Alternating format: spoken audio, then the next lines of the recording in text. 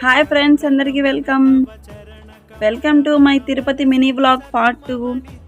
Last వీడియోలో మీకు చెప్పాను కదండి, ఇలా లాకర్ కోసం నిలబడ్డానని. చూసారు కదా ఎంతమంది లైన్లో ఉన్నారో. చాలాసేపు వెయిట్ చేశానండి. నైట్ 11కి నిలబడుకుంటే మార్నింగ్ 5:30కి వచ్చింది. ఇలా ఒకరు మార్చి ఒకరు క్యూలో నిలబడుకుంటే ఒకరు కొంతసేపు నిద్రపోతూ అలా అయితే మేము లాకర్ కోసం వెయిట్ చేసాము. సో నెక్స్ట్ డే మార్నింగ్ 5:30కి మాకు లాకర్ దక్కింది దేవుడి దయ వల్ల.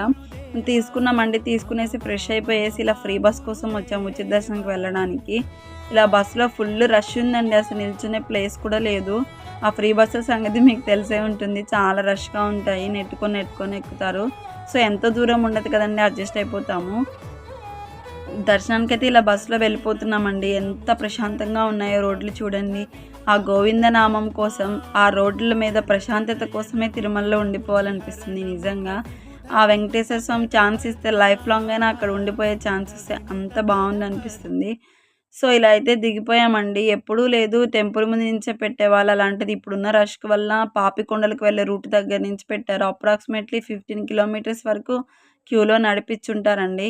అప్రాక్సిమేట్లీ అంత ఉండుండొచ్చు. ఇలా అయితే క్యూలో కోసం వెళ్ళడం కోసం అక్కడ దిగేసి లైన్‌లోకి ఇలా వెళ్ళిపోయాము. వెయిట్ చేస్తున్నాము. సో ఎప్పుడు వదులుతారా అని, కంపార్ట్మెంట్‌లో ఎప్పుడు వేస్తారా అని చూస్తున్నామండి. నెక్స్ట్ ఏం జరిగిందో నెక్స్ట్ వీడియోలో చూద్దాం. బాయ్.